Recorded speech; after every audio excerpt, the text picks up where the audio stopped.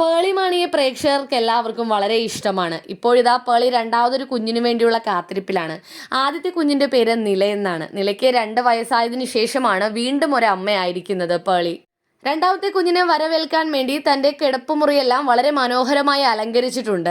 കുഞ്ഞിന് വേണ്ട സാധനങ്ങളെല്ലാം പേളി ഇതിനോടകം വാങ്ങിച്ചു വെച്ചു കഴിഞ്ഞു. അതുപോലെ തന്നെ വളകാപ്പും ബേബി ഷവറും എല്ലാം വളരെ നല്ല രീതിയിലാണ് ആഘോഷിച്ചത്. എല്ലാത്തിന്റെയും പുറകിൽ ശ്രീനിഷ് ആയിരുന്നുവെന്നും ശ്രീനിയോട് എത്ര നന്ദി പറഞ്ഞാലും തീരില്ല എന്നും പേളി പറഞ്ഞിട്ടുണ്ട്. വളകാപ്പ് ചടങ്ങിലും ബേബി ഷവർ പരിപാടിയിലും എല്ലാം വളരെ സുന്ദരിയാണ് പേളി പ്രത്യക്ഷപ്പെട്ടത്.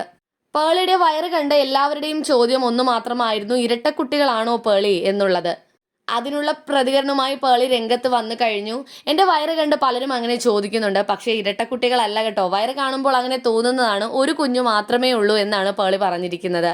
അതുപോലെ ഇപ്പോൾ ഗർഭകാലത്ത് പേളിക്ക് ഏറ്റവും ഇഷ്ടമുള്ള വിഭവം എന്ന് പറയുന്നത് പൊതിച്ചോറാണ്. അമ്മ ഉണ്ടാക്കി തരുന്ന പൊതിച്ചോറിനൊരു പ്രത്യേക രുചിയാണെന്ന് പേളി പറഞ്ഞിട്ടുണ്ട്. അതുപോലെ ആദ്യത്തെ കുഞ്ഞിനെ ഗർഭിണിയായിരിക്കുന്ന സമയത്തും പൊതിച്ചോറ് തന്നെയായിരുന്നു തനിക്ക് ഏറ്റവും ഇഷ്ടമെന്നും അതുണ്ടാക്കാൻ അമ്മയുടെ സഹായമൊക്കെ തേടുമായിരുന്നുവെന്നും പേളി പറഞ്ഞിട്ടുണ്ട്.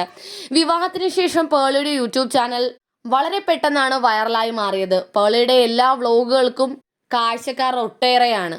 നില ബേബിയുടെ വിശേഷങ്ങളും ഇവരുടെ കൊച്ചു കൊച്ചു സന്തോഷങ്ങളും പിണക്കങ്ങളും വീട്ടിലെ വിശേഷങ്ങളും എല്ലാം അറിയാൻ പ്രേക്ഷകർ എല്ലാവരും കാത്തിരിക്കുകയാണ്.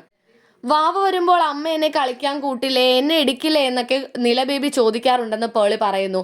അവൾക്ക് എൻ്റെ കാര്യത്തിൽ നല്ല ശ്രദ്ധയാണ്. ഇവളുടെ കാലം എൻ്റെ വയറ്റിൽ കൊള്ളുമോ എന്നോർത്ത് അവൾക്ക് പേടിയാണ്. അതുകൊണ്ട് ഇപ്പോൾ അവൾ ശ്രീനിഷിൻ്റെ ഒപ്പമാണ് ചേർന്ന് കിടക്കുന്നത് എന്നൊക്കെ പേളി പറഞ്ഞു.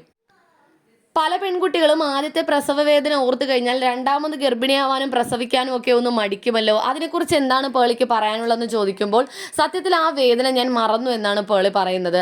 അന്ന് എനിക്കുണ്ടായ ഗർഭകാലത്തെ ബുദ്ധിമുട്ടുകളും പ്രയാസങ്ങളും എല്ലാം ഞാൻ ഓർക്കുന്നില്ലായിരുന്നു. ഇപ്പോൾ രണ്ടാമത് ഗർഭിണിയായിരിക്കുമ്പോൾ എനിക്കൊരു നെഞ്ചിരിച്ചൽ വന്നു. അപ്പോഴാണ് ഞാൻ ആദ്യത്തെ ഗർഭകാലത്തും ഇത് ഉണ്ടായിരുന്നല്ലോ എന്ന് ഓർത്തത്. അതുപോലെ കാലുവേദന വന്നപ്പോഴും ആദ്യം ഇത് ഉണ്ടായിരുന്നല്ലോ എന്ന് ഓർത്തു.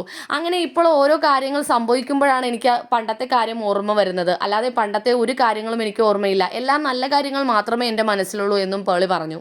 കുറച്ച് ബുദ്ധിമുട്ടുകൾ ഉണ്ടായാലും കുഞ്ഞിനെ കിട്ടിക്കഴിയുമ്പോൾ അതൊന്നും ഒരു ബുദ്ധിമുട്ടേ അല്ലായിരുന്നു എന്ന് നമുക്ക് തോന്നും. ഇനി വളരെ കുറച്ച് ദിവസങ്ങൾ മാത്രമേ ഉള്ളൂ നില ബേബിയുടെ കുഞ്ഞുവാവയെ കാണാൻ.